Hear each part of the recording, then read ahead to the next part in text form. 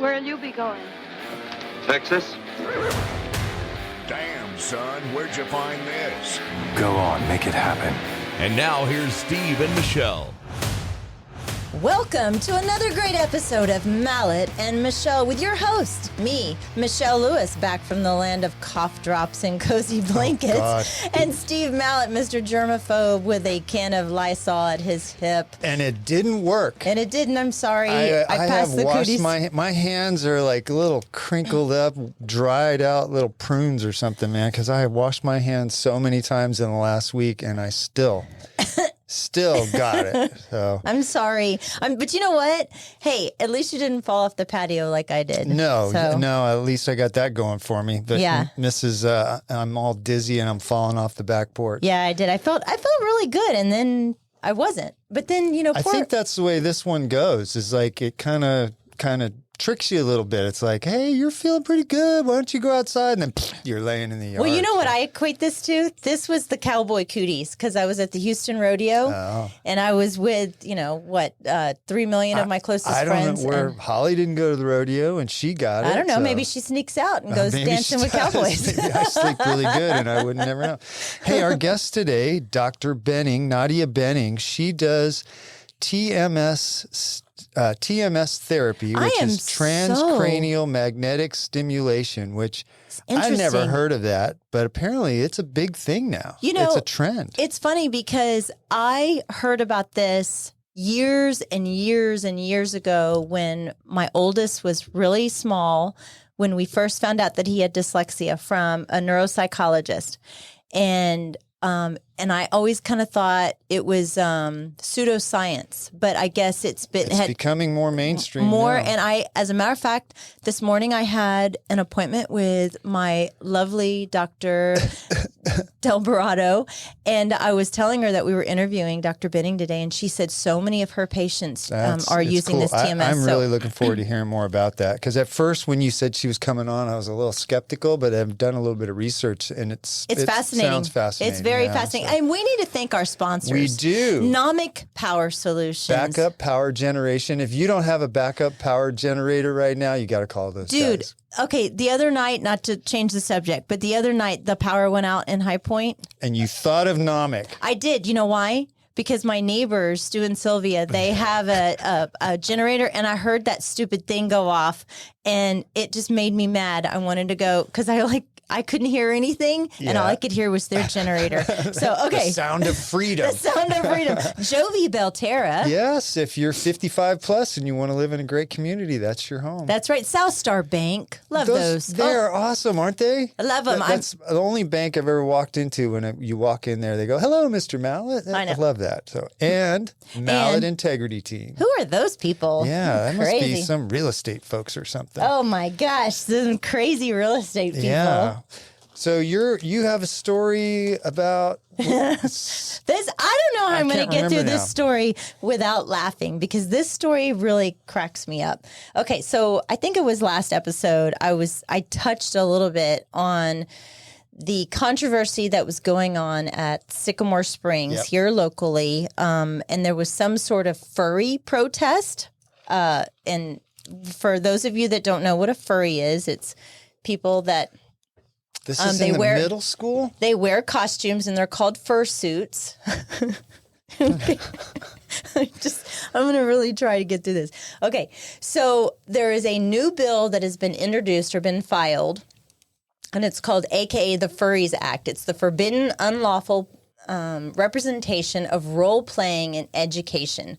It bans non-human behavior in schools, and there are exemptions for events like Halloween, mascots, plays, etc. That makes sense. Right. But it forbids students from barking, meowing, hissing, and using litter boxes. What the hell is going on in the world where we need to have our state government come up with laws that prevent kids from going to school and disrupting dressed as animals? Well, I'm sorry. It starts at home. So if you are a parent that is allowing your child to go... We want you as a guest on the podcast, because we want to know what you're thinking. So I can roast you. The trend started... We won't roast them. I will. Seriously, if I had a parent parent here, though, that was like, well, this is all the reasons why I'm letting my kid go to school in 5th grade dressed as a furry. And disrupt the education No, of I other want to people. hear it, though. I want to hear it, but I want to. I would bet they're not crazy people. They, in their head, have rationalized why they should allow their kids to That is go to crazy. school. That is for legit crazy. But I'd want to hear. I won't agree with it, but I'd still like to hear it. Pissed if I was if I had kids in that school and my kid was not getting the education that they deserved 100%. because the teacher was spending half of his or her day catering to somebody dressed as a monkey. Absolutely. Well, the furry, can I come to work dressed as a monkey? The furry trend started in the 1980s, back in the 1900s, as the kids these days would say, from comic books and science fiction, like, Star Wars and stuff like that. I called them fursuits, but they meet up for gatherings and conventions around the world. As a matter of fact, in Dallas, they're going to have the Furry Fiesta in April, which is fine. It's like Comic-Con, whatever. Yeah, more power to them. Don't do it during school. But during this hearing that they're going to have for this bill, lawmakers fully expect the subculture to show up in this is what made me really laugh, in full furry vengeance. Furry vengeance. As at the committee hearing, which the date has not quite been set. But I spoke to a Sycamore Springs mother the other day, and I wanted to know, because I just saw a bunch of social media chatter back and forth, and I was kind of reading, comments and stuff, and I wanted to know, look, is this really going on? Like, what is your experience? And she stated, yes, some of these kids walk around with stuffies, a stuffed animal, right? And that identifies for whatever animal that they are identifying with, right? So they're walking around with the cat. But I mean, that's different than dressing up. Well, though. she said there are people but they are barking and they're hissing, and then they have the cat ears and stuff like that. So you're supposed to be teaching kids how to speak properly, and you're letting them bark in school. They took cursive out of school, and so they're allowing this kind of behavior. I used to tell my kids this when they would say they're having an issue with so and so or whatever, or a teacher, and I was like, I don't really care. I don't give an S. I don't care. You are there to learn. You are not there to make friends. I do not care.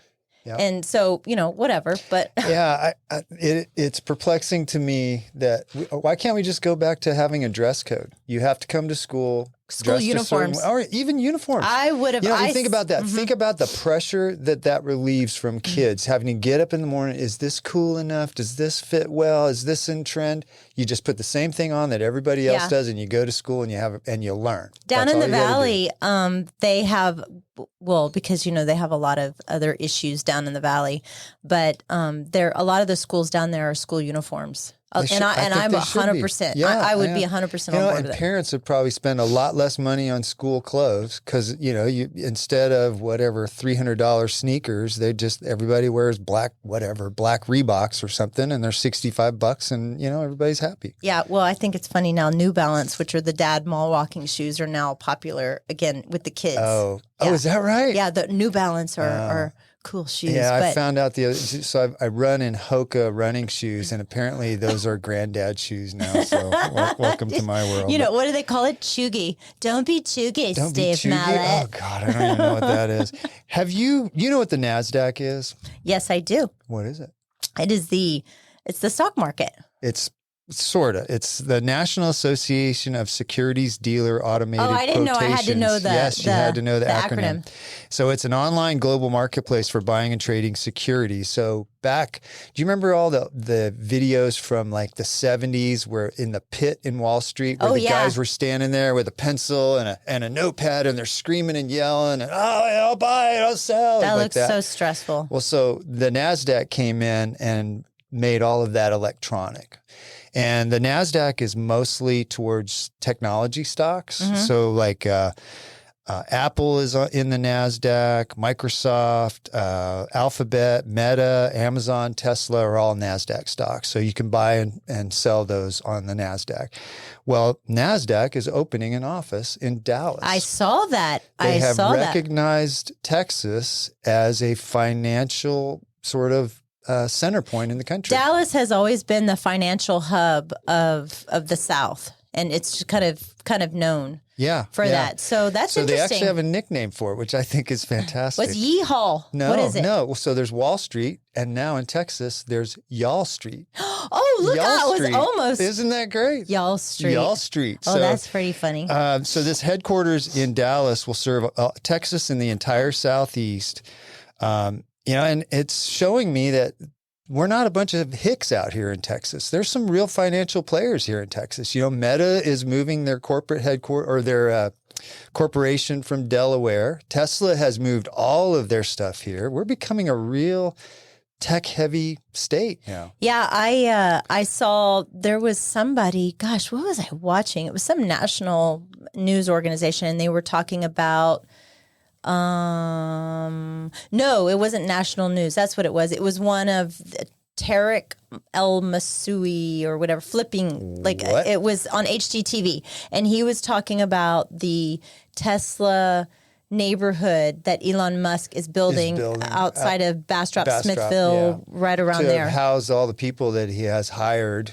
Which I think is amazing. He employs in West Austin. He only owns like 12.8% of Tesla. And the rest of it is in your 401k. So if you are damaging a Tesla, then you are basically damaging. Because you're not damaged. If you're going up in somebody's driveway and damaging a Tesla, that does absolutely nothing to Tesla. It doesn't impact them in any way. If you go to the dealer now, only Tesla can fix Tesla. So he's actually making. So you're actually helping them. Yeah. The people that are doing that are absolute idiots. And then the other thing is now these politicians. What's his name? The VP Waltz, Tim Waltz. Oh, yeah. Came out and he said he has an app on his phone and every day he checks it and he loves seeing the Tesla stock go down. Dude, you're a freaking idiot. That's an American company with American employees and you are wishing that their business suffers? Yeah. Like how tone deaf can you be? Well, by the way, I checked this morning, the Tesla stock yesterday went up 12%. Yeah, So, apparently sales are booming right now, but I don't know. I don't know if I'd be driving a Tesla right now. I'd be worried. Well, going back to my story, there's over 200 Texas companies now listed on the NASDAQ. Wow. And so the world is really starting to notice Texas. Maybe as a one day financial Mallet and epicenter. Michelle will be on the NASDAQ? Maybe we will. Traded publicly? Yes. Speaking of technology. Okay, Steve, have you ever done one of those DNA tests to find if you're actually human or not? No, I have not because I'm afraid they'll put the results that I'm an alien out online. So 23andMe is one of those sites where you can do your own little swab. You're going to show yours in public? Well, I mean, kind of. Mine isn't 23andMe. Mine is Ancestry.com. Oh, okay. I did an Ancestry.com. And I thought for sure, my grandmother had done our family history and she went all the way back to like the 1400s, which was really cool. We actually have a castle.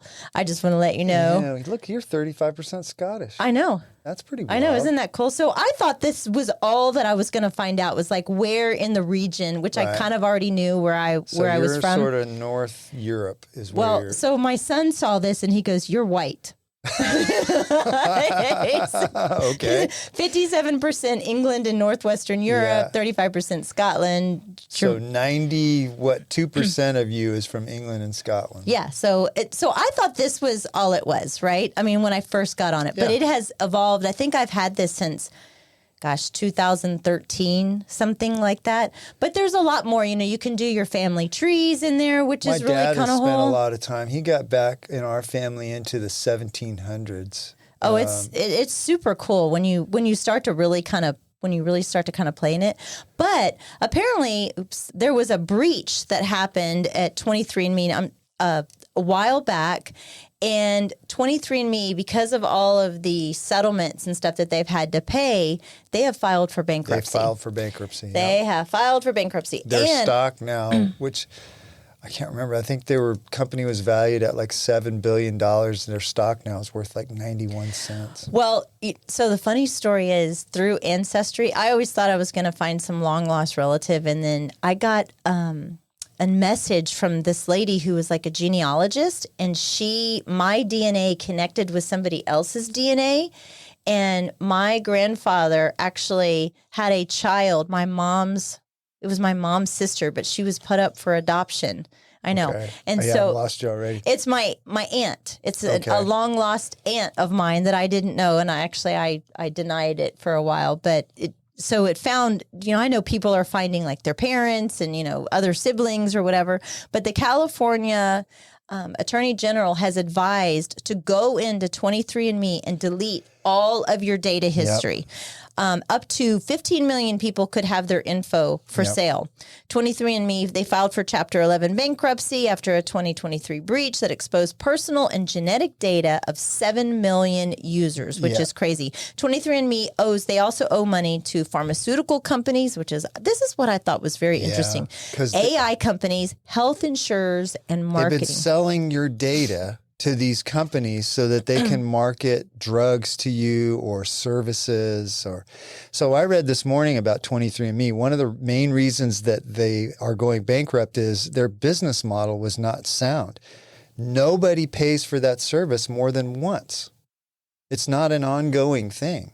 Oh, interesting. So I didn't think about it that way. You have a customer one time and then you never get them again. They started rolling out these subscription services that were like $229 a month. And basically all that was happening was people were being paying to be marketed to by all these companies because they would say, oh, we'll give your data to all these companies and they'll tell you supplements and things that you can take. And like, so nobody was subscribing to that. Well, so their business model. So was flawed. Ancestry.com, they're actually really expensive. Yeah. So I have the free version. I've never truly tried to pay for it. But and so I did mine through Ancestry.com, and like I said, I've had mine for a long, long time, and my family trees all over everywhere. But other genetic databases have shared info with law enforcement and various corporations, raising concern about future misuse. 23andMe claims that all data will be protected. Yeah, whatever. But a sale could put your info into unknown buyers' hands, knowing who knows what. And once your genetic data is out there, it's out there. So here was another thing when I started going down this little rabbit hole. I went and did my research on TikTok, of course, where all good people do research. No, but I found out that I could That's a download. segue to my next True. story. I could download my raw DNA data, and I did. It's freaking fascinating. And so then you take this raw DNA data and you can put it into another program called Genetic Genie, or there's other like Prometheus, I think is what it's called. And you put it in there and it reads it. And it tells you what genetic markers potentially you have For diseases and stuff, which is very interesting because one of them that came up was Parkinson's. My grandfather died of Parkinson's. My father and one of my children have Tourette's, which is a mild Tourette. Okay. Parkinson's is a derivative of Tourette's, my understanding, blah, blah, blah.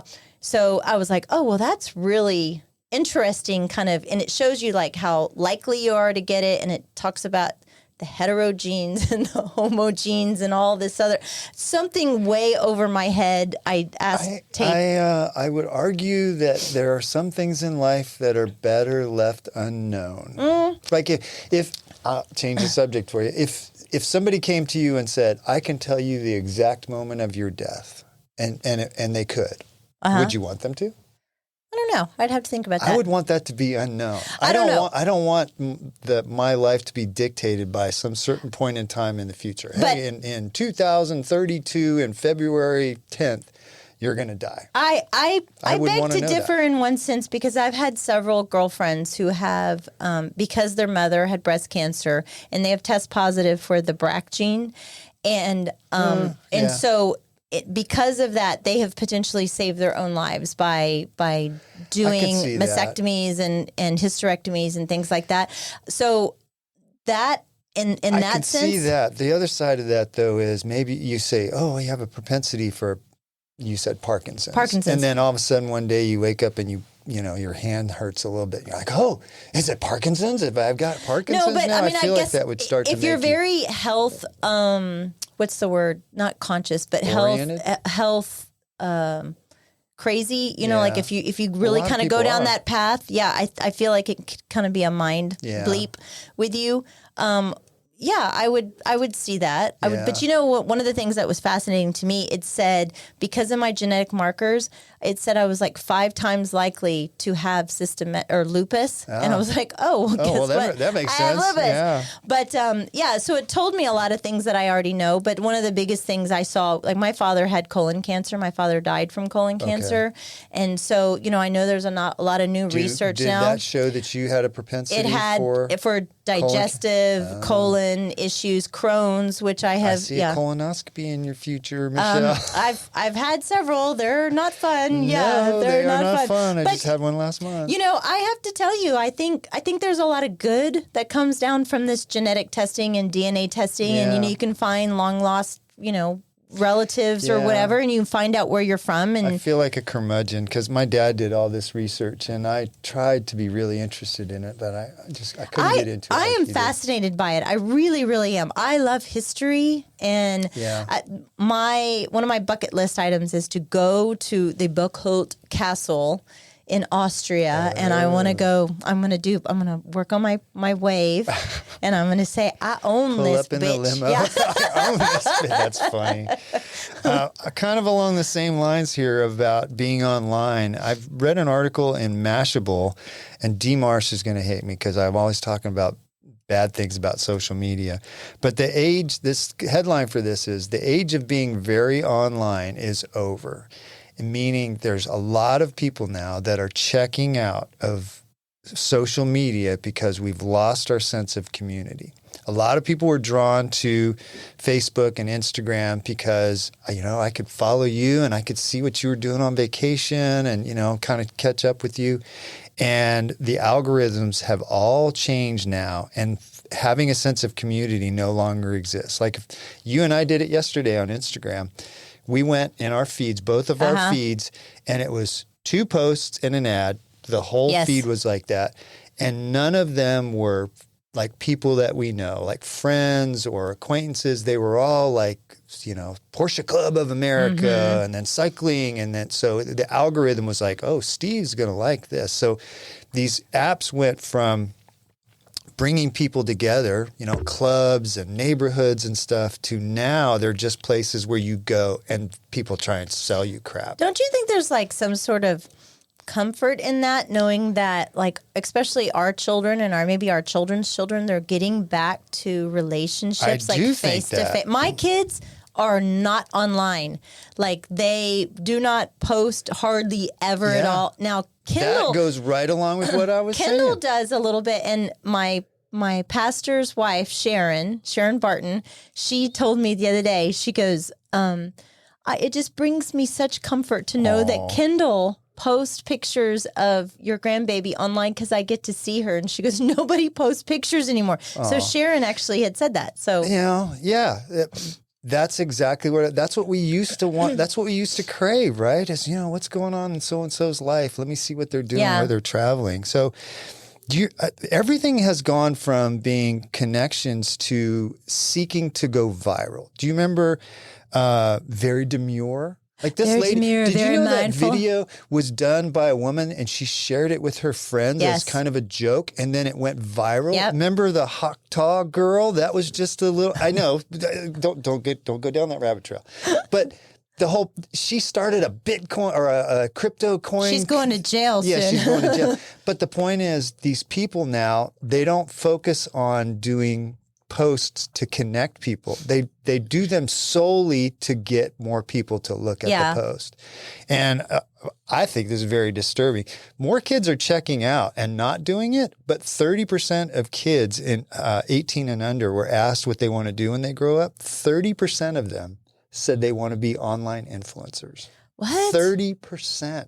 Well, how are you going to be an online influencer if you're not online? I know. There's like this. No, I'm saying it's like this dichotomy. There are some kids completely getting offline, and there are some kids that are so engrossed in it, they want it to be a part of their professional life or their whole professional life. It is kind of a slippery slope and kind of a just a weird position to be in, because like on the neighbors page, someone said, oh my gosh, how do I get rid of car detailers, air vent cleaners, and real estate agents. Oh, God. And so I thought it was funny because, it is part of a necessary evil of our business. People hire us to showcase their properties, right? And one of the ways that we can showcase them is online. In addition to having property tours and having your house look the best it can look. But, you want to get the house out or the property out to as many eyes as possible. But the fact is, most people go search at realtor.com. I know. I don't ever post our properties on Dripping Springs Neighbors. Yeah. I personally don't. I mean, when I first started working for you, you were doing it still on Craigslist, weren't you? I was. Yes. And I was like, no. That is where killers live. We are not doing And that. you turned out to be right. And you're right. Yeah. Well, the one thing that my takeaway on this article was I worry about how we're changing our brains with this whole social media thing and how we're absorbing this content. It's just it's constant need for validation. Yeah. But, the overall trend I'm happy about. I'm sorry, Dee, but the overall trend is especially younger people are getting offline. They're getting unplugged from these apps. And I think that's a good thing. The things that always go, quote, viral in our minds is like over 500 views. Yeah, it's true. Is when I have Steve do something really stupid, or It's so dumb, isn't it? What was the skipping down the hall one? Got like 4,500 views or something. It was funny. I met him do a video because I didn't think Steve knew how to skip, and I was like, Steve, and I'm skip. a pretty damn good He skipper. was. He skippity doo dah all the way. Well, we'll wrap that up. I found this story and I wanted to talk about it real quick. This blows my mind. The Austin metro area is now the 25th most populous U.S. city in the country with 2.5 million people. When I moved here, it was less than 1 million. Matter of fact, I think it was less than 800,000. And now there are 2.5 million people in What the year did greater you move Austin here? area. 2003. I moved here in 1993, in Austin, the first time. Yeah. So just since 2020, which was the COVID thing that happened, 270,000 new residents have come. It's a net 270 because sometimes people leave. So we've added 270,000 new people since 2020. You know what? It's not terrible. I think the terrible part is the politicians did not keep up with the roads. They did not anticipate that type of growth. And so if you're driving on Mopac or 35... But they're idiots because everybody was saying, man, Austin is the place to go. That's, I remember in 94, I was in a car accident on 35 because traffic is so bad even back then. I think it's always been bad. I think when they built I-35, it had too much traffic on it. The day they opened it, it couldn't support the amount of traffic. Yeah, I remember I would hate if we were going to Dallas, I was like, we got to go through 35 back in the day, like in the 90s. The whole time I've been here, you're like, avoid I-35. Growth is good, responsible growth is better. I'm glad they're working on 290. For all those people that don't want 290 to be improved, if we don't improve 290, it's going to get really bad. That Oak Hill, I'm sorry, but look, back in 1994 when they took away my Taco Bell and that little cafe down there, that looks really cool. I'm pretty impressed. It's going to be really nice when they open all that up and you can come off of Mopac there and get on an overpass and cut all the way through Oak Hill with no lights and no stop Every time you signs. drive through there, it's like, okay, which road am I taking now? You really got to be aware, don't you? But and then they'll do that section when that section in Oak Hill is finished. They will do the section from there all the way through about the middle of Dripping Springs. You want to know what I heard though? You want to? I forgot to tell you this. Yes, this is a little juicy tidbit. Okay, this is from my inside source at TxDOT eminent domain area. TxDOT doesn't have any money right now. They have no money. Really? Yep. So probably what's going to happen with us is unless we get pushed down the road, way down the road, way down the road. So, because I was asking about money in October at the start of the fiscal year? Maybe I was asking about the eminent domain cases out here and if they've seen any of them out here for 290, and because they've got two offices, one in Austin and one in Houston. And what I was told, my source told me that TxDOT has no money. Wow. And so if they're offering you something, you better take it. They'll have the money. If they're making an offer, they'll have the money. But anyway, well, that's all fascinating to me. I can't wait to see how that corridor is going to be improved over the years, but it's not going to come without some hassles. But let's take a little break and get Dr. Nadia Bening in here. Nadia Bening, and talk about TMS. So we'll be right back. Sit tight. Are you tired of being left in the dark when the power goes out? Say goodbye to blackouts with Nomic Power Solutions. As your full-service Generac dealer, they offer individually designed backup power solutions.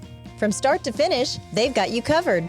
Nomic Power Solutions, keeping you powered up. Call or text 512-387-4232 or visit nomicpower.com. Follow on Instagram at Nomic Power for updates. Nomic Power Solutions. Protect your home, protect your family, stay ready. Southstar Bank has remained true to its Texas roots for over 100 years. A commitment to the people and communities they serve, along with flexible financial solutions, allow their clients to shine. Mortgage loans, checking accounts, or complete business solutions. Southstar Bank is your financial partner. Southstar Bank, trusted by professionals, backed by tradition, built for Texas. SouthstarBank.com. Member FDIC, an equal housing lender. NMLS 410624. Find your joy at Jovi Belterra. Life is better here. This vibrant 55 and up community is located in Dripping Springs, just right outside of Austin. 1 and 2 bedroom homes, resort style amenities, and just steps away from shops and restaurants. Forget the yard work. This is your time to relax, make new friends, and enjoy the life you've dreamed of. Find your joy at Jovi Belterra. Life is better here. Live JoviBelterra.com, 737-387-6870.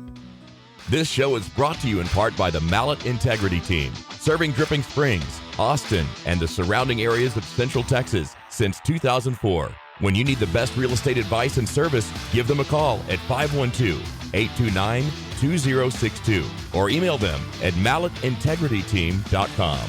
And now here's Steve and Michelle.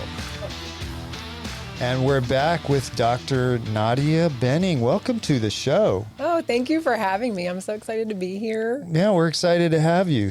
So tell us, you have an office here in Dripping Springs. How'd you end up in Central Texas? Well, I grew up in San Antonio. So, yeah, I'm not that far away from there. And I did my training. Well, I went to A&M for undergrad school, then went back to San Antonio for medical school. Okay. Then I did my residency in Austin. So then we lived in Austin for a little while. Then we moved out to Burnett. So we've always kind of been in the Central Texas region. Yeah. So when did you decide you wanted to get into medicine?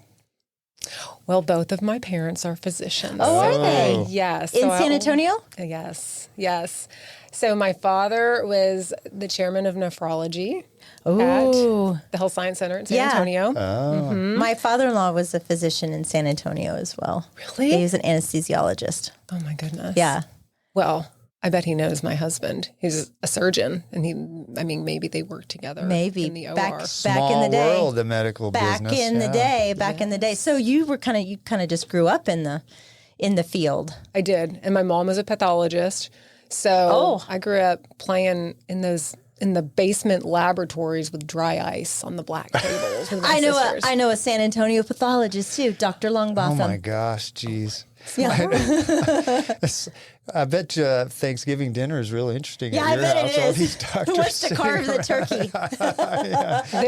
There was actually a really interesting Thanksgiving with some really funny jokes one time.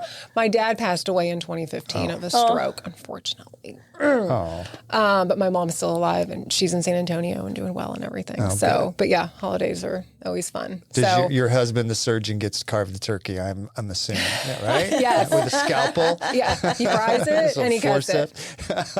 Did you know though, when you were a kid, you were like, okay, so this is my life. This is what I'm going to do. So I either wanted to work on Wall Street and carry a black briefcase and wear black high heels and a suit, or I wanted to be a doctor. Or both. And at one point, I wanted to be a Young Life leader. I was really involved in Young Life in high school, and that was really just instrumental in my life. And I went to my mom, and this is when I had already decided I was going to be a doctor. But I was like, no, Mom, I need to be a young life leader. And she was like, well, you can do both. Yeah.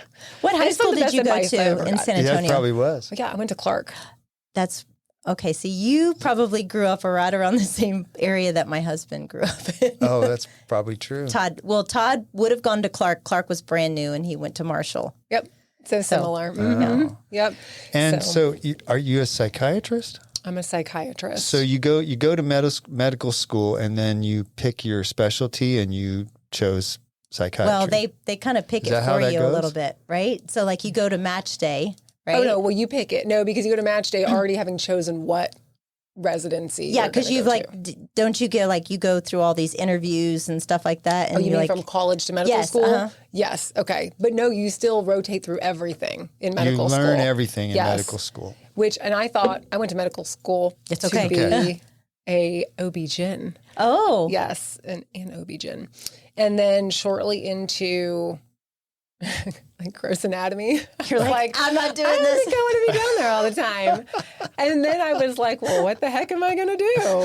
And so then I rotated through family medicine, pediatrics, internal medicine, and then it was psychiatry, OB, and What year surgery. of medical school is that?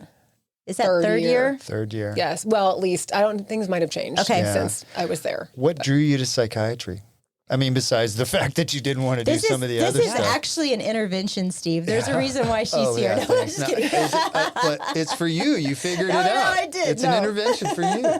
Neither of you will ever know. No, so psychiatry was the last thing I thought I would do, honestly. My roommate in medical school, even when we were at the beginning of third year, I was like, is it psychiatry or psychology that we're going to rotate through? She's like, psychiatry, Nadia. I'm like, okay. So it really was the last thing I thought I would do. But then when I was on my psychiatry rotation, I did it at the VA in San Antonio. Okay.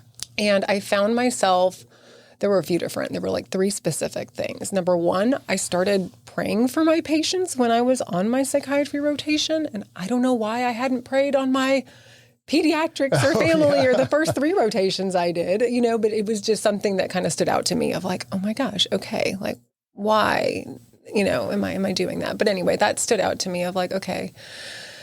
And then I would stay, we'd be done at 5:00 and could go home, and I would sit there and just listen to Visit. people until 7:00 at night. And the time flew and I loved it. And I felt so comfortable just establishing a rapport with people and asking questions that really drew out information of what was problematic, right? And people feeling like they trusted me. It just felt very natural. That was like another big indicator. And then the third thing was I had finished psychiatry rotation and I was actually on surgery.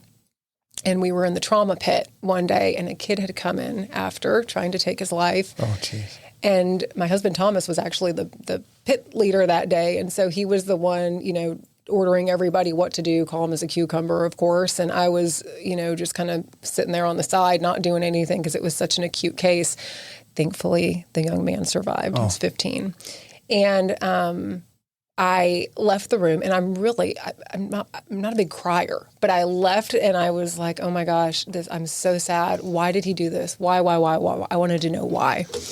And it turned out his sister had died 2 weeks before of an overdose. And so it was just so sad. And I said, I want to be the person to prevent this, not take care of it after the fact. So those were like the big 3. It was an aha moment. Mm-hmm. So the psychiatry is you prescribe medication for a psychiatrist can do that. You're the only one that can. I mean, a regular doctor, just a GP can do it. But that's seems to be what most people go to a psychiatrist for now is to get the special magic pill. Yes. But you're not doing that anymore. No. So tell us what happened. Tell us. So you're doing. I want to find out more about this TMS. But how did you go from probably being somebody that here's the prescription that you need to this journey where you're you discovered TMS. Yeah. So I was always when I finished residency, I knew I wanted to start my own private practice. And yes, psychiatrists prescribe. That's like what we do. Psychiatric medications and therapy is kind of the standard that we would do, whether that's outpatient or inpatient or whatever. But I knew I wanted to have my own clinic. And so I created a space with multiple offices. It was myself. I sublet to a psychotherapist. I sublet to an acupuncturist, a massage therapist, and a nutritionist. Because I wanted that holistic the whole environment. body. Yes. And, I was really influenced by Dr. Mark Hyman. I read his book, The Ultimate Brain Solution, in either medical school or residency. So I was always just reading about the newest and the latest and what's going on at the molecular level, what makes sense, not just like what we're taught, right? But like just diving in deeper. And so I knew I wanted that approach. Interestingly enough, or not, in that office setting, everybody just wanted to come get the medication, right? So a lot of the other women couldn't continue subletting because it just... Isn't that, though... that's the it's quick like fix. We've been trained for that, though, isn't it? I mean, society has been trained. Oh, there's a pill for that. Just go get the pill and you'll be happy. Right. But and you've chosen the more complex road, but I think the road that you've chosen overall is much better for people overall than just popping the pill. Yeah. So I was really dissatisfied with responses to medication. So sometimes I would say there's definitely a time and place for medication. I'm not anti-meds. Yeah. If someone is having psychotic symptoms, yes, an antipsychotic works generally really well, right? And if somebody has OCD or panic disorder, the SSRIs typically do work really well for that. Okay. And even generalized anxiety disorder. But when it comes to depression, we just weren't seeing good results. And depression's so multifactorial. It's not always just a pill anyway, right? I mean, there's so many components that go into it, from biological to behavioral to even just boundary setting, right? The people that you're surrounded by and how they affect your mood and all of that sort of stuff. So, I was just dissatisfied with outcomes with medications and with side effects with medications. So when I had started that private practice, about 2 years went by, and then I got a job offer to work in a drug and alcohol rehab. And I love rehab setting. That's my second favorite population, is working in drug and alcohol rehab. Is the VA first? You said second. Well, TMS, as far as niche-wise, TMS is my favorite. Why do you think that? Why are you dealing with families and not just the individual as well? So you're bringing. I'm an Al-Anon kid. Mm-hmm. My stepfather went through the program and lived in a rehab center for, I want to say almost 6 months or so, for a long time. But I felt like at first when he first started his therapy, it was about him and the detoxing and everything. And then after that, it was like bringing the rest of the components in, the family, my mother and me, and then being involved. And it was, was that what was appealing? Or the most appealing thing to me about the rehab setting is the transformation. That's what I like to see, is a transformative experience. I'm impatient. I want people to get better quicker, right? And so being in a rehab setting where it's usually 30 days to 45 days typically, right, at an inpatient residential center, you see someone go from, oh my gosh, coming in still on something most of the time, right? And then going through the detox, and then several weeks later, they're like a different person. So that is the most rewarding thing to me. And obviously, like how then their family's brought in. It's a transformation for the entire family. And then you pray it sticks, right? But that is also what I love about TMS. It is the most transformative thing I have seen. And so I'll say too, something else where I've always been interested in is like biohacking, right? Like and then the conference is here in Austin in May, the biohacking conference. Have y'all been? No, but I did hear about that. And I think when I was doing research for you, which is really cool. Explain to our listeners what that is. So Dave Asprey hosts this big biohacking conference. Biohacking is just, I might not say this exactly the way the biohackers like it, but basically, like hacking your life, hacking your life for ultimate and optimal well-being, right? And so it's a lot of different, I love the conferences because there's amazing speakers. And then they have this whole tech room where they've got like power plates, which is like a vibration, the vibration therapy. Don't you have one of those? Yes. And like they have the cold plunges, which That is one thing I do not do. I love the hot. I will do the sauna, but I will not do the cold plunge. I will do cryotherapy though. Anyway, they've got all this stuff that you can kind of go through and try out and purchase if you want, you know, that are just kind of like little gadgets for home use. So anyway, but you know, all of that, which by the way, Dave Asprey, if you're listening, we need to talk about TMS at the biohacking conference. Oh yeah, I mean, there's like He's TMS. Invite you, I know. I'm like, because they'll have speakers on ketamine and some of the other you know things out there, and I'm like, whoa, we got to talk about TMS. So anyway, I'm always listening to like different podcasts and learning about new information because I want to feel the best that I can feel, and then along that journey, it's like I learn what's going to be optimal. I think I could be wrong, but I think there's been a shift in the last 4 or 5 years where people went from this, like, I got to go to the doc and I got to get the pill and that's the easy street, to there's all these other things that I can do to make my life better, to feel better, to, you know, produce better, to just be, you know, more present. And that's the biohacking thing, I think, is where that's all coming from. People realize, man, not only can I maybe take the pill or not take the pill, but I can change my diet and I can change my exercise routine and sleep patterns and all these things you can do to just be better at life. I think also, in addition to the whole Maha movement that's going on right now, I think it's like bigger than exactly what you said, is people are becoming more aware of, you know, what's going to help them live longer and feel better. I think, I mean, living long is great, but feeling good for the years that you have on the earth is probably the ultimate thing, right? True. You know, sometimes you don't have any say in how long you're going to live, but you can definitely have some say in how you feel every day. True. By sleeping better and eating. Right. Unless you're reading the Blue Zones, then you can live forever. Oh, gosh. That's right. That show on Netflix was really fascinating. Did you watch that, Steve? I did not, you've but I've got to heard watch. good things You've got to about it. watch it. And if you just take like little pieces of information from each area, because, you know, you're not going to be able to live exactly the way somebody's living in that blue zone unless you're living and you're fully immersing into that lifestyle. But if you're taking little nuggets from what I've been doing a lot of research. Did you read Dr. Casey Means' book, Good Energy? I have not, but I've heard her on different speaks. So we talked about it a couple weeks ago, and it's like the more research I do, the more confused I get. I swear. It's like, oh, carbs are good. Carbs are bad. Oh, oatmeal's good for you. Oatmeal's bad for you. Seed oils. I know seed oils. I think everybody. But, you know, it's like the more you know, the more it seems like. The less you know.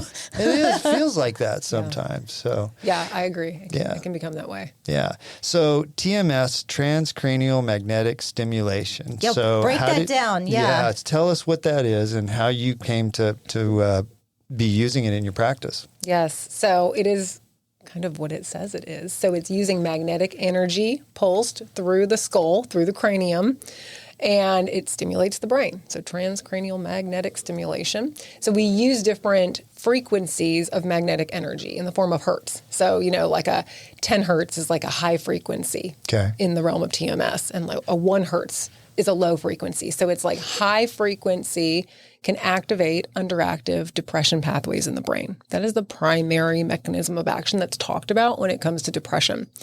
And then when it comes to anxiety, you can use a low frequency to inhibit overactive anxiety pathways. So it's utilizing different frequencies to manipulate different pathways in the brain. But it also does so much more. It increases BDNF, which is brain-derived neurotrophic factor, and that stimulates new neuron formation in the brain. And it helps strengthen just the connections in the brain, the neuroplasticity of the brain.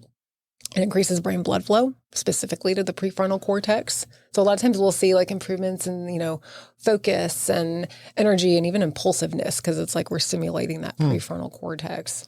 And then I was reading too about, and I'd read about it before. You're right. And I had read about it before, but I was listening again to something on metacognition, which, have you heard of metacognition? I have not. Okay. It's like the ability to think your own thoughts. Right. And so being able, and it's a great skill to have. A lot of people get lost in their thoughts. Like they're so attached to the emotion of the thought that they can't separate from it. Guilty. Yeah. Guilty. Yeah. And it's the prefrontal cortex. Yeah. But when we activate the prefrontal cortex, people are able to stop, pause, think before they react. And it's like increasing that metacognitive ability, which is really cool. That's very cool. You remember, like when you say I have no filter, maybe that helps. Yeah, Can we take can a you go? do her at like 500 hertz, please? Let's experiment. Let's do it before and after. Yeah. Podcast before TMS. Maybe we should. Oh, that would actually. I am truly fascinated with this because when I was going down the rabbit hole of reading about this and considering this hill country area, we have such a large population of veterans here. We're really good friends with Joe and Stacy Hogue over at 12 Fox, the best people on the planet. I truly believe that. And he has these fireside chats, and it gives an open With and veterans and open and first responders, open and safe space for these people to kind of communicate. And within that group, I know they've had several, or I would say not several, a couple of members that have taken their own life due to PTSD and issues that they've had. And tell us about the advances in this PTSD directly in regards to our veterans and our first responders, and how is that helping them? So I'm actually meeting with Joe on Friday at 11 o'clock Funny. to talk Small about world. sponsoring one of the Yeah. upcoming events and everything, because I do need to get TMS over there in their ears Yes. because it is helping so much with PTSD symptoms.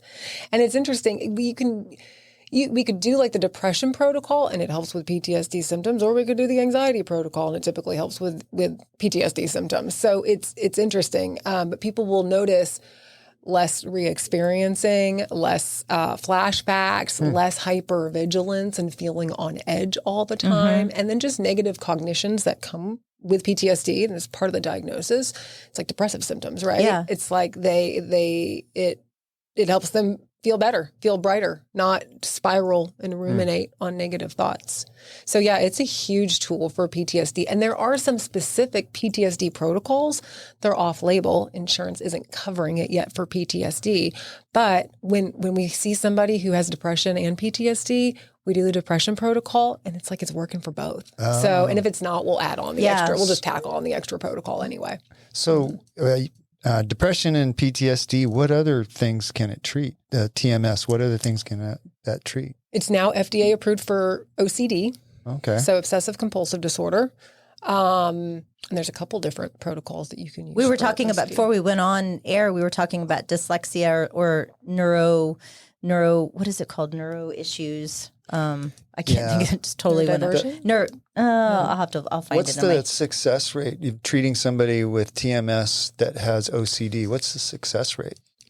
The success rate with OCD, it's actually not as high as depression. Okay. What is it with depression then? Well, at our clinic, we have over 90% of people really respond with, I mean, like significant symptom improvement, like life-changing treatment. It's unbelievable. I'm very, I'm on top of like every patient. If someone's not responding, I'm adding more pulses, or I'm changing the intensity, or I'm doing something. So I think because I'm like really customizing it and pretty quickly, like a couple weeks in, if I need to do something a little different to get a little more of a response, I'm doing it. But, like, for example, the studies will show, if somebody's tried 3 antidepressants, the likelihood of a fourth one working is less than 5%, whereas the likelihood of TMS working is around 60 to 70%. Oh, wow. Yeah, that's a lot better. Mm-hmm. Yeah, so chances are good. So most people come to you after they've tried a couple different medications. They're not getting the results. Or do some people just come to you and go, I don't want to take any medication and try it? Or do you get both? Both. Yeah. More often than not, it's that they've been on antidepressants, because most people have, it seems like, this day and age, right? So, I mean, usually it's like they've tried an antidepressant, or they tried one years ago, or a couple of them years ago, or they've been on meds since they were, 20. And so insurance covers it, though, if they have been on antidepressants in the past. Gotcha. So if they've never tried a medication, this isn't the first line of defense that you're going I to. hate that. It should be. I hate that because, the insurance companies then determine what the treatment that the doctor wants to give. The insurance, because I had a condition, and my dermatologist, she said, well, you got to do this, this, this, and this before we can get to the one that actually helps you. So I had to do these things that didn't work to be able to get to the thing that worked. Mm-hmm. We got to fix that in this country. That's wrong. The word that I was thinking about was neurodevelopmental disorders. But what is the difference between, why do some people get depression and some people just get sad and then they get over it? I mean, what's the difference? Yeah, I mean, I'm seriously, like, what is the makeup in the brain that makes some people hold on to things a lot longer than I don't even know if that's what depression is, but it seems like it's an epidemic in this country, depression is right now. Right. Why are so many people depressed?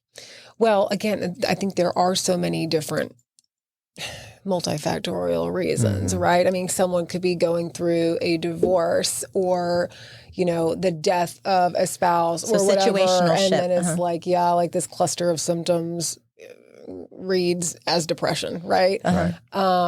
But there are also people who truly, it's a brain thing, whether it is, I do think that neurotransmitters do play a role. There was kind of a study that came out, I don't know if you remember, like years ago, that it was like, oh, it's not about neurotransmitters. But you know what?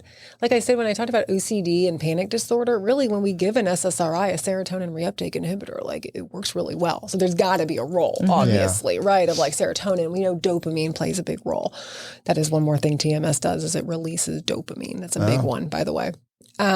So, I mean, the role of neurotransmitters, and we know there's also that gut-brain connection. So if the gut's off, then the brain can be off. But we also know, the way that the TMS is working to activate underactive pathways, if they basically they did this off of stroke studies. So someone could have a stroke in different regions of the brain and would end up with depression. And it's because of the deeper connection. There's a lot of cortical, obviously, the outer part of our brain is the cortex, right? And they connect to deeper structures in the brain. And so we know that, because even with TMS, you could stimulate actually different areas of the cortex and still get good results. Even though we stimulate left dorsolateral prefrontal cortex, there's two different spots that could work equally well, like in the prefrontal cortex. So anyway, I think it's multifactorial. It's underactive pathways. It's neurotransmitters. It's the situational stuff. I mean, there's also it's a different day and age, as far as stigma and people talking about it and people using the word depressed versus sad, right? Like, and anxious versus nervous, right? I mean, like a lot of this there's normal feelings, obviously, that we all have and we all need to have, but people who really struggle with severe depression, they can't get out of it, right? I mean, a lot of people who get sad, right? We can do things to get out of our funk, right? And Michelle drinks a bottle of wine, goes away every time. So not I have true. a protocol for that. That's not even it's true. It's actually not true at all. Yeah, she does. It's I'm not just true. kidding. I always say that I can go visit Pity Party Town, but I don't like to live there. Yes. Like I will have a pity party for a day, and then I'm like, okay, that sucked. What am I going to do about it? Yes. Well, and people have different levels of coping too, just like that. And it's, sometimes it's learned from your parents. What were your parents like? How did they, teach you? What did they teach you, right? Or other mentors in life and stuff. Yeah. So, but as a psychiatrist, can't you teach people or help people learn how to cope better with things that come along?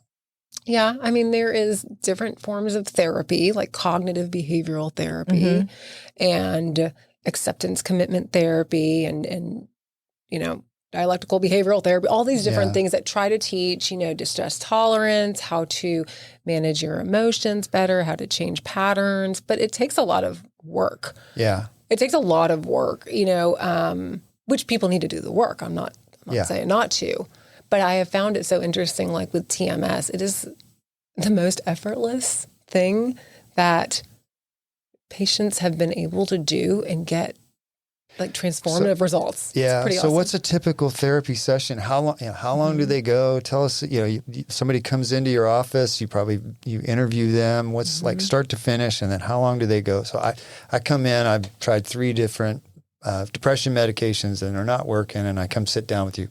Tell us about what happens from there. Yes. So, with our company specifically, we do like a free initial consultation, answer any questions, check the insurance benefits, all that sort of stuff. And then they move on to see me and I do a psychological evaluation, just making sure that, yes, the diagnosis is depression, because that's what we get it covered for by insurance, right?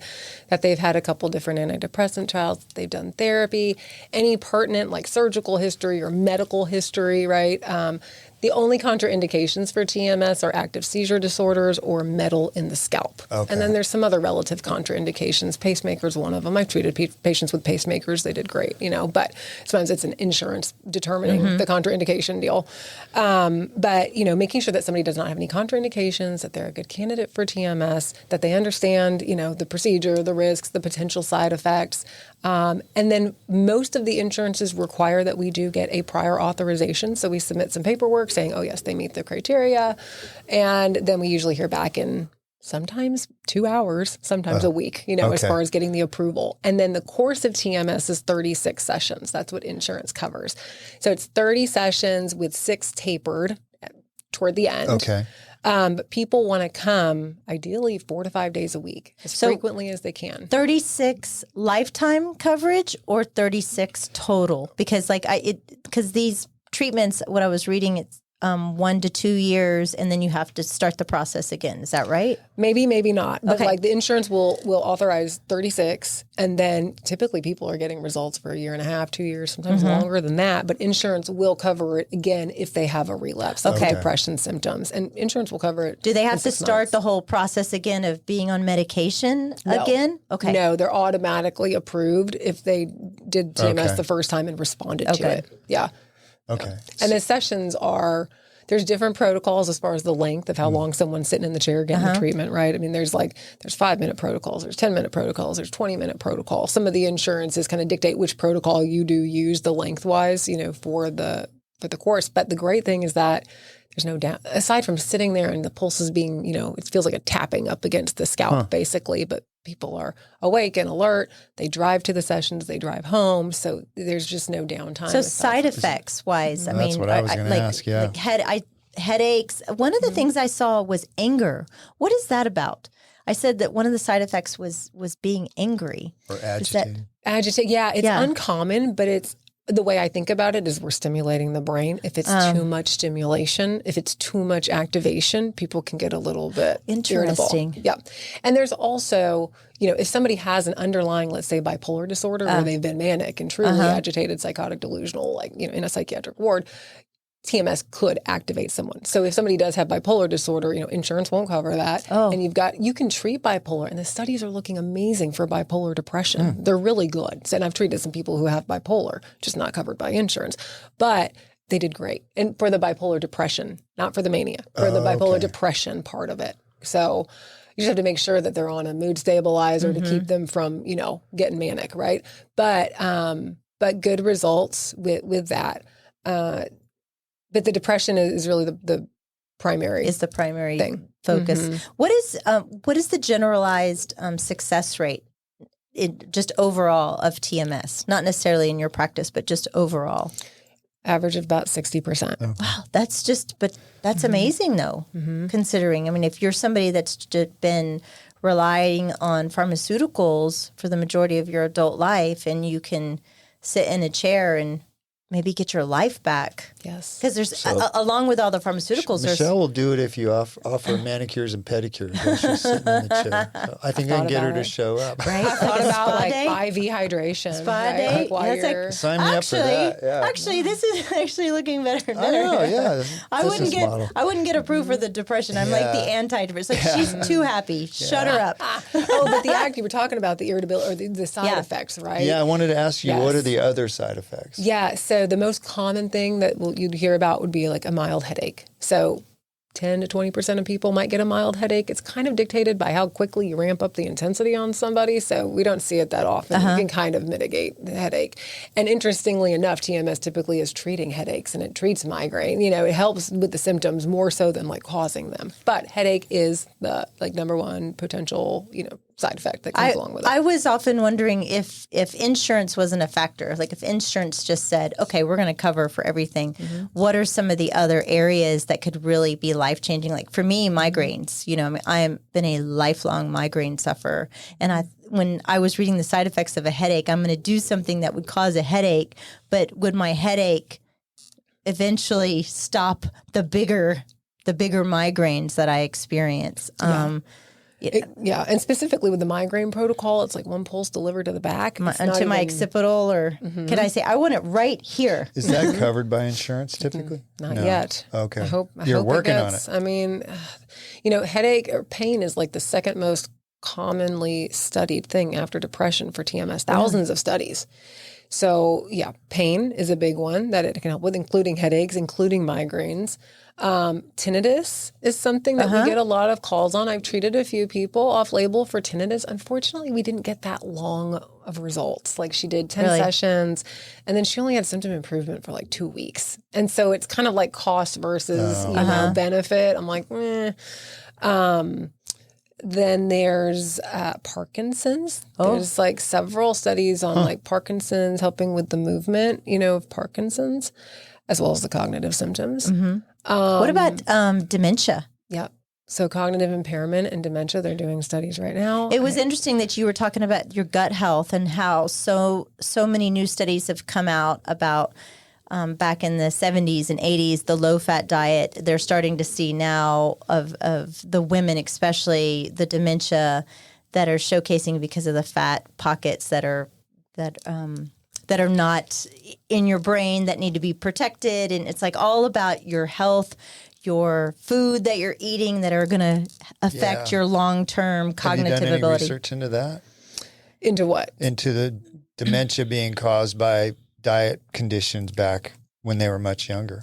I have not. I mean, I know there's a lot of interplay with inflammation, chronic inflammation, obviously, and dementia and everything. I haven't personally studied anything. But I do know that, a lot of times people will be worried that TMS is like shock therapy, which it's not, because shock therapy, ECT, electroconvulsive therapy, comes along with cognitive impairment, right? Like that people's memory is just horrible usually from it.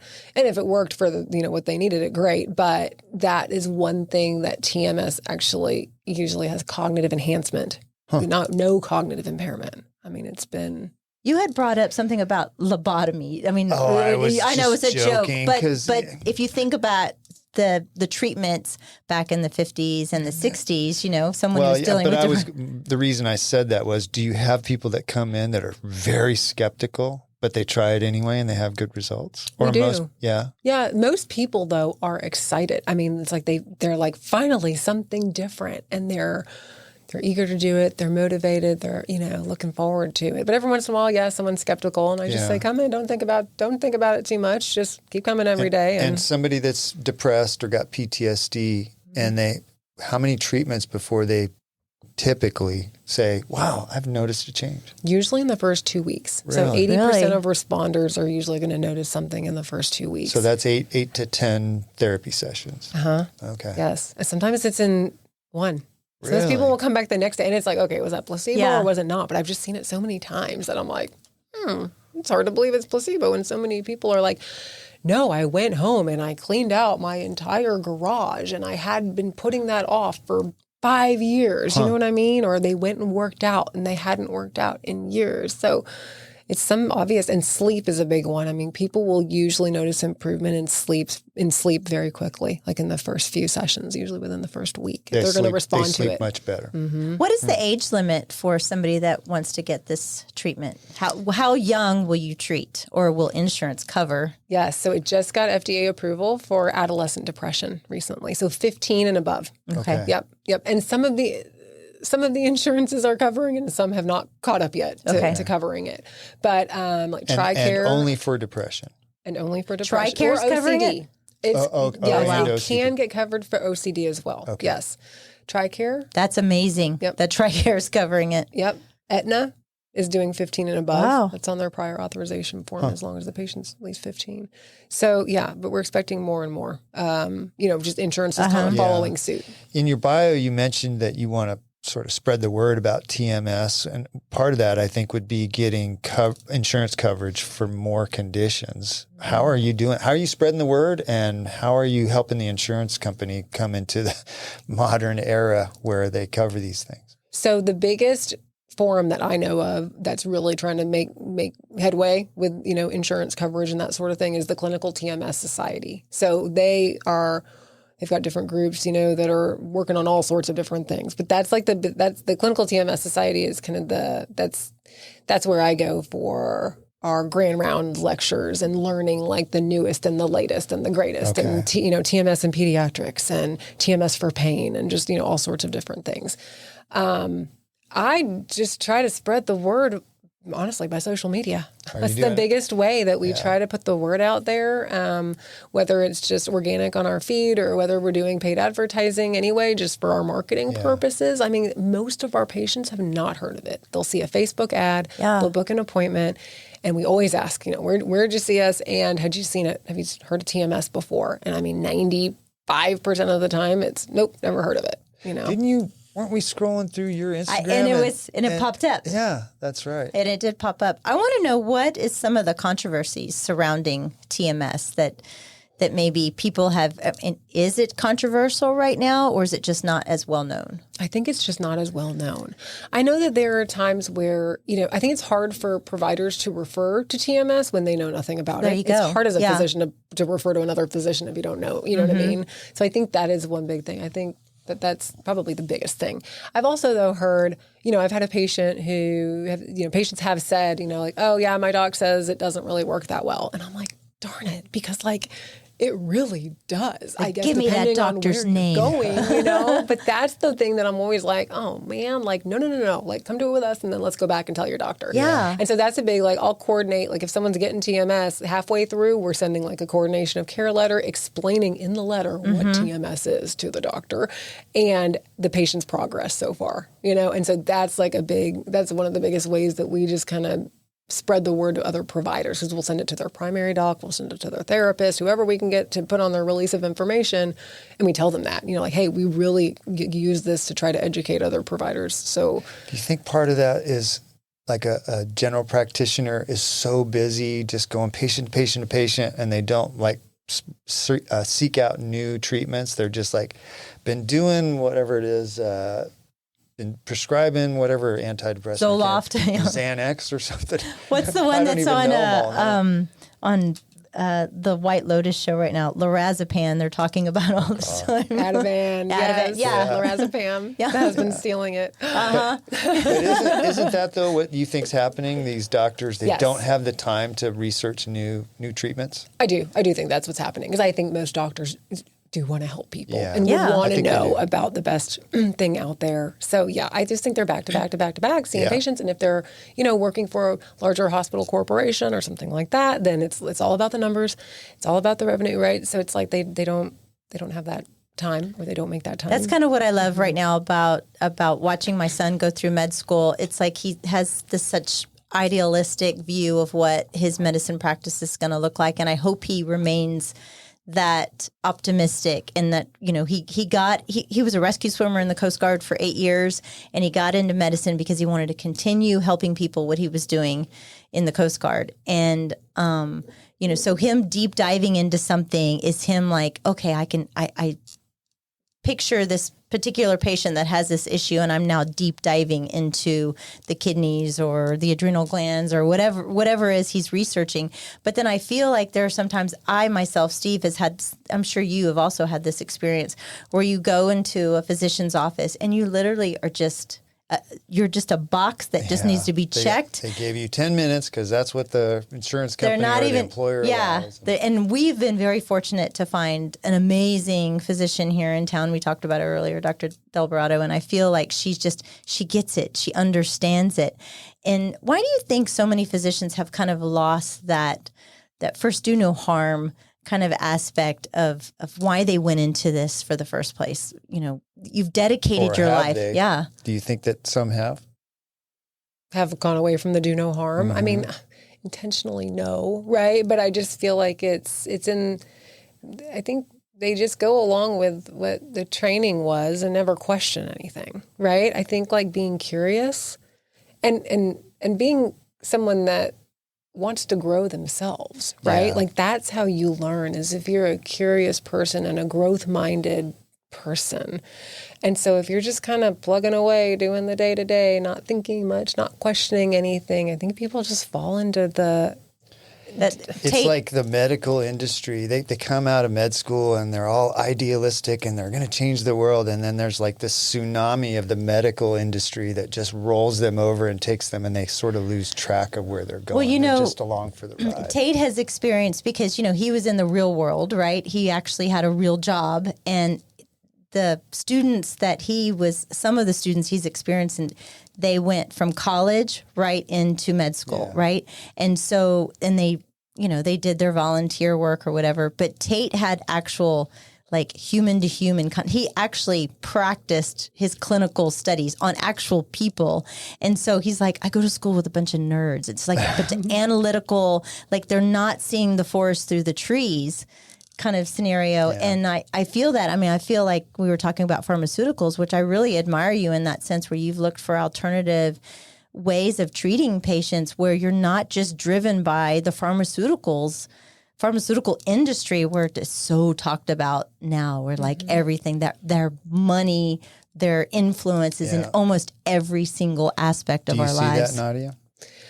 Yes and no. I mean, I remember I did med management when we lived in Austin for a good 8 years, and I didn't have drug reps come that often, but every once in a while they would, and I never felt influenced by them. I was like, oh, thank you for your samples, but at the same time, a lot of times the samples aren't even what the patient can keep taking anyway because they're not covered by insurance or whatever, right? So it was just always kind of like a futile attempt to me. But I think some people are more influenced by that. And probably some physicians are, or if there are certain the shiny carrot. But I think a lot of people aren't at the same time. Right. Yeah, just depends on the when individual. when you first became a doctor, what was something that surprised you the most about being a doctor that you didn't expect when you were going through med school? I mean, I'm sure you saw a lot through your parents' eyes. You probably, the conversations around the kitchen table were probably growing up were probably very interesting. Or did nothing surprise you about it? You kind of understood the whole. No, I mean, I think the biggest surprise was going from like first, second year medical student to third and fourth, because it's like you're reading these things in the books and then like you're actually doing them. The third year, like you just do them. Right. Like, I don't know. That was like this disconnect. And it's like, oh, really? Like anybody can learn this and then just do it. Right. Well, I think the school that Tate's at, he's in Oregon right now. He's at Portland. I always mess up the acronym. Is it OSHU or OHSU? Anyways. So he's already had a cadaver. And I asked him, first year. And so they're mixing the book smarts with the actual hands-on smarts. Right. And I said, so on your cadaver, did you name him? And he goes, what do you mean did I name him? And I was like, well, you're dealing with this patient, this person who was actually a person. He goes, you know what, Mom, though? He goes, I never thought about it that way. He goes, but at the end of us working, we have the same patient the whole time. That is our patient, so I went and first did something on his leg, and then I'm working on kidneys, and I had to work on the kidneys. But at the end, they invite the patient's families to come in, and they have some sort of ceremony, and they're able to meet if the family wants to meet them. And so they're able to. Did you have that? I didn't have a ceremony like that. We did name our tanks, our tank mates, we named. And I don't know if certain schools are doing that, or if they do that anymore, or if they don't do that anymore, who knows what might have changed. Sure. But that reminded me of two, like during our dissections and gross anatomy, little things would make that person so real. Like one of the women had some fingernail polish still on. Oh, wow. And it was just like, wow. And certain like a freckle or certain freckles. It's just that's kind of goes into what the question you asked. Them. You're looking at them like a project, but then all of a sudden they're humanized. You remember they were the biggest thing that Tate, I think, takes away from it, aside from the formaldehyde smell. Is that, but like the formaldehyde smell, he goes, Mom, you just don't even know. Like it just permeates inside of everything. I wanted to go back a little bit to when we were talking about a little bit about match day. And when that moment came, I know just last week, nationwide was match day for all these doctors. And so I've kind of learned a little bit more than most people because my son's going through the process, not match day yet, but he's trying to figure out what specialty he wants to go in, what what he thinks he wants to do. But it seems like such an antiquated process where you're waiting to see at the end of your 4 years and spending all of this money if you have an actual job. And there's some doctors out there that don't even match. Yeah. And so they'll spend that kind of gap year. They never match a specialty? Well, they won't match on the first time. And so walk me through that process when you were waiting for your letter, or how did that work for you? And you're talking about going from college to medical school. I'm talking about medical school. I'm talking med school to residency. Yeah. Well, you know, if you're going into orthopedic surgery or anesthesiology, generally you kind of know which ones are competitive and which ones are not, right? Which specialties are competitive and which ones are not. And then I think you just have to be smart about applying to several different places so that you're going to match somewhere. You know what I mean? I mean, also I think so many people get attached to like where they're going to go. And it's like, well, you're going to end up on the other side of it. And really what you get out of it is what you put into it, you know? But I hardly remember match day. There's whole like ceremonies now. Like they're videoing these. I know there's one college that these kids are, I would say kids, but they're dressing up in Disney costumes, and then they get their envelope and they're like, okay, this is where we're going. We've got our job kind of thing. Nadia, ours was at Floor's Country Store, I think. Oh, and really? We went up to the stage. They call your name. You go up to the stage and you open your envelope. And but I don't remember anyone. I don't remember any disasters that day. Probably changes every year. Do you ever, while you're treating somebody or writing up a treatment plan, do you ever realize the responsibility that you have that's on your shoulders? You're determining what that person needs and then putting a treatment plan in place, and whatever outcome they have, I mean, it's determined mostly by their body, but it's dependent on you. Do you ever sometimes go, damn, that's a big responsibility? Mm-hmm. Yeah, I mean, I do, but I get up, I'm part of the 5 a.m. club. I wake up every morning at 5 a.m. I pray over everything. I ask for discernment. And I feel like I make a lot of those decisions intuitively, but with prayer, right? And I feel calm about that, you know? It's a big responsibility. It is. But I will tell you, when I did med management, I felt much more responsible. Maybe in a different way. It was like, I always wanted to like work myself out of a job with a patient, you know? I'm like, oh, why you keep coming back? Like, let's get you better and not have to come back and see me forever, right? Like, or, okay, you're on Prozac, it's working, then, you know, the primary doc can fill that. Like, I don't need to fill that every single time or whatever, right? And with TMS, it's like refreshing because, and every time like a medication refill came through, it was like, I had to send it. Like, I don't know, there was just always something. And there's still always something, I guess. But I don't know, at least with TMS, it's like, okay, there's a treatment course, there's a start, and there's an end date. You know what I mean? And even if they have to come back in a year, that's fine. If they responded, they're so eager to come back if they need to in the future. Yeah. So it's a different like level of responsibility. I feel less, I don't know. I don't feel less responsible, but in a way, in a different way. I know what you mean. Probably somebody's like, okay, we're going to take your spleen out. It's like, okay, well, I don't even know if you can do that. But you're like, okay, that's a pretty big life-changing decision we're making there. But can people do antidepressants and the TMS? Yes. Okay. So many people can be, okay. They're on something that's like partially working for either the depression or it's for, the OCD, but they're still struggling with depression. So a lot of people are still on an antidepressant and do TMS. Okay. What do you do in your spare time?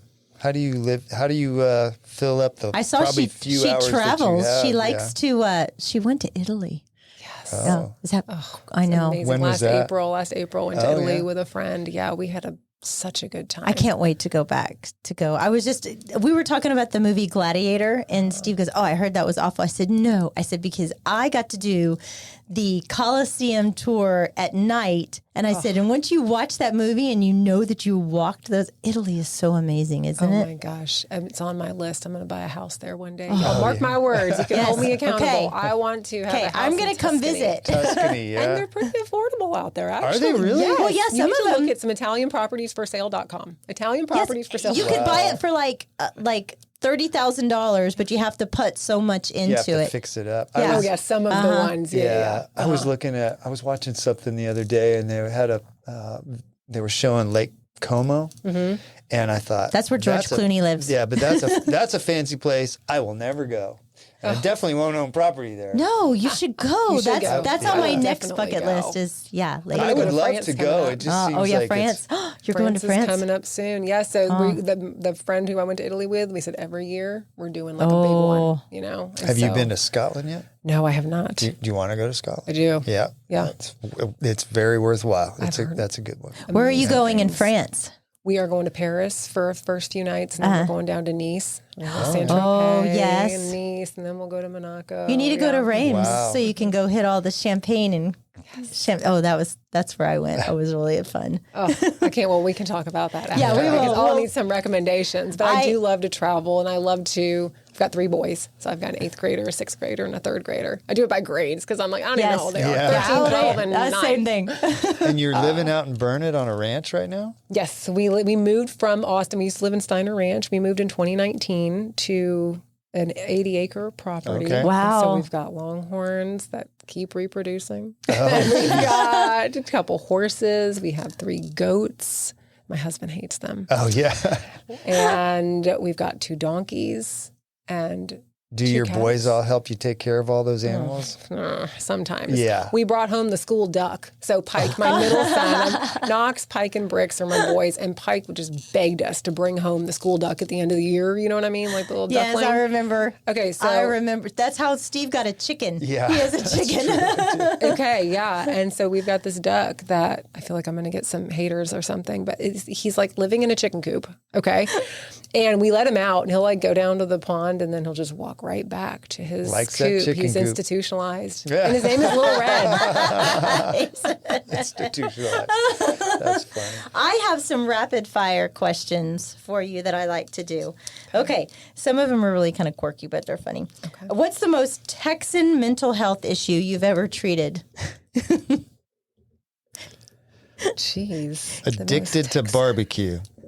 Oh, see, that would be pretty funny. That would be pretty funny. I'd be like, I'm not going to treat you. Just tell me where to go. I keep my duck in a cage. I'm trying to think. I should just make one up and not even tell you. Like a phobia to cowboy boots or something. There you go. Yeah, that would be. I've not really seen anybody like that. I'm sure it exists. I'm sure it probably does. Yeah. Okay, and I want you to be honest on this next one. Do you analyze people at parties? Okay, so I used to say no. When I was first in psychiatry, people would always, you're analyzing me. I'm like, no, I'm not. I'm not even thinking about you. I'm not even thinking, Yeah. But now I do feel like I probably form pretty quick assessments, But I don't know if it's really that or if I just feel someone's energy or vibe. You know what I mean? Like it's... So diagnose Michelle right now. She's perfect. You see? With a great sense of taste. You paid her off? Do you see? It's always the ones that are pointing the finger that need to be looked at. What's the most overused therapy buzzword right now? The one that came to mind for me when I wrote this one was gaslighting. Like people, I feel like people kind of old now. People kind of overuse that. But do you feel like there's a word out there that people are just kind of? Yeah, I mean, I think gaslighting and also like narcissistic, right? Like that's in the other one. You hear a lot of people saying that somebody's a narcissist, but they're not. Mm-hmm. Yeah, well, it's so hard to know, right? But I feel like sometimes there's such a difference in if somebody's like has a really passive personality and then someone's really assertive, I think like an assertive person can come off as like a narcissist to a passive. Do you know what I mean? Yes. So I think sometimes it's like people's perception of it is really not. Because we don't. If they're a narcissist, would they know they're a narcissist? But it's a diagnosis narcissist, right? Like yes. you sit down with you and you do therapy with somebody. You're like, oh, this person's a narcissist. Yes, there's like narcissistic personality disorder. What are those? I'm sorry, I'm taking your questions, it's okay. But just in a nutshell, what does that look like when somebody is actually clinically a narcissist? Here, let me turn the camera. Let me turn the camera on Steve. I'm going to zoom on Steve. Right here. I'm kidding. He's not at all. Steve, do you really want to know the answer to the question? I do want to know. Well, they think they're better than everyone else. They have like an overinflated sense of self, right? Okay. And like grandiosity, but really deep down, there's a lot of insecurity. Okay. Right. Often, to the opposite sex, very, sexist, right? And a lot of times they're really needy. Okay. This is so far check. Check. Shush. So Are you talking about me? I'm just checking I am off not all needy. I'm just checking off all the boxes here. Not a lot I of probably have remorse. as much insecurity as anybody else, but that's Okay, so my last question is: are psychiatrists like other doctors? If people come up to you and say, "It hurts when I do this," and so do they? Am I depressed, Doc? Yeah, people do. Yeah. Yeah. I mean, not that often, but, every once in a while. I think with Thomas and I both in the same, Thomas gets more of the medical questions directed to him, I would find that very uncomfortable. What do you say when somebody says, hey, I'm struggling at home? She said, "You're a narcissist." I say, get over it. No, Yeah. We have a TMS therapy She for that. says, "Suck it up, Buttercup." Oh, yes, TMS. I'll be like, come get TMS. Yeah. You'll fit. That's fine. So how can people find out more about what you're doing? Well, I put as much information as I could on our website. You I have an feel like that's my amazing hub. website. Yeah, it's Thank great. you. I put a lot in there. So that is Texas Hill Country, TMS.com. My favorite thing on the website is the video testimonials, and we just did our second round of patient testimonial videos like 2 weeks ago. So we'll have even more on there. But I think listening to people that Actual have done people? it, yes, and what symptom improvement they have had and how much it... And this is like really the majority of our patients sound just like these. It's unbelievable. Anyway, so that, I think the testimonials are so key. And I've got links to different research. When you said, Michelle, about it being hokey, or people think, Yes, sometimes people do think it's hokey. And I'm like, no. This is like Harvard, Mayo, Stanford. This is like the creme de la creme of psychiatry, I think. And soon to be neurology. I think more people. I think it should be in every assisted living facility, every stroke rehab. We didn't talk about stroke recovery with TMS. Really? Unbelievable. Yes. Anyway. And not covered by insurance yet. No. None of that. That's ridiculous. That's the hurdle. That's What's the biggest hurdle. Is there Instagram down at the bottom? Or We are on Instagram. Texas Hill. There's on one of those pages. Oh, yeah, there it is. Yeah. So, Texas Hill Country TMS on Instagram and Facebook. We post frequently just so, if people are following along there. I'll do Q&As on there. We'll do funny little videos sometimes. Sneak peeks, like our new Canyon Lake location is starting in a couple weeks. So I was over there furnishing this past weekend, which was always fun. But yeah, that's Instagram, Facebook, our website are the biggest places to find us and to explore and learn about TMS. And you have offices in Dripping Springs. Where else? Yeah, Dripping Springs, Burnett, Killeen, Fredericksburg, and Canyon Lake. Oh, wow. Boy, That you're is busy. That's a lot of miles. That is amazing. It's groundbreaking, and I think it's really muchly needed here in the Texas Hill Country. And I'm surprised that we just haven't heard more about it. I had heard nothing about this until Michelle got you to come on the show. I know. It's amazing treatment, and it seems like it's just kind of hidden right now. Hopefully you can spread the word. I know. It's one of my goals right now is visibility, just getting on podcasts and talking about it and going to events and networking, that's the biggest way to start doing it. Yeah. So, well, it's cool. Thank So you. thank you very much for coming on. I know and telling us 25 all about it. realtors that we can maybe do some brainwave therapy. Not covered by insurance, though. Well, Nadia, it's been a pleasure. We really appreciate your time today, and I wish you much success. And Michelle's going to make an appointment next week. So. We'll take good care of you, Michelle. That really happens. Thank you. But yeah, we do. Yeah. If y'all want a demo or whatever, I just would let me love it. know. Yeah, it's we do free interesting. demos, I would love that. I would love that. Yeah. We do some video, some cross marketing video. I think we should go out there and visit it. We should do that. Yeah. Yeah. So when you're in the Dripping Springs office one day, let us know. We'll come on by. I will. We'll do a Instagram live. Or Absolutely. Thank you Perfect. so much for coming by. I truly appreciate it and just explaining everything that's going on here. And I think that we need to have a GoFundMe account for Steve. Yes, you do. Yeah. Yes. I promise I'll use it for therapy. I won't use it for a Porsche 911. I swear I No, won't. for sure. So, You have a wonderful day. yeah. Thank you, Nadia. Thank you for coming on. Thank you for having me. Find your joy at Jovi Belterra. Life is better here. This thoughtfully designed 55-plus community is paired with resort-style amenities and social activities. They offer 1- and 2-bedroom homes located in Dripping Springs, the gateway to the Hill Country. Make friends, make memories, make time for you at Jovi Belterra. Live JoviBelterra.com, 737-387-6870. From rodeo clowns, teachers or doctors, and everyone in between, Texans have one thing in common: hard work deserves smart banking. At Southstar Bank, whether you're buying your first home, building a dream ranch, or just managing daily finances, our 16 branches across Central Texas are here for you. Southstar Bank, trusted by professionals, backed by tradition, and built for Texas. SouthstarBank.com, member FDIC, an equal housing lender, NMLS 410624. Nomic Power Solutions, keeping you powered up. Get to know your local full-service Generac dealer. Cody and Dylan with Nomic Power Solutions are a veteran-owned, Texas-based Generac dealer and installer. Offering low monthly payment options, it's never been easier to gain independence from the grid. Call or text 512-387-4232 or visit nomicpower.com. Follow on Instagram at Nomic Power for updates. Turnkey service including design, plumbing, electrical, and permits. They even offer set it and forget it maintenance plans. Nomic Power Solutions. Protect your home. Protect your family. Stay ready. This show is brought to you in part by the Mallet Integrity Team, serving Dripping Springs, Austin, and the surrounding areas of Central Texas since 2004.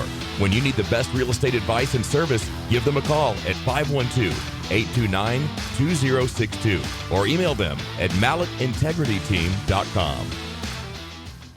You know you like us, so go now to Apple Podcast or Spotify and leave us a review. Why don't ya? We love your feedback and comments. Email us at malletandmichelle@gmail.com. Thanks for putting up with us.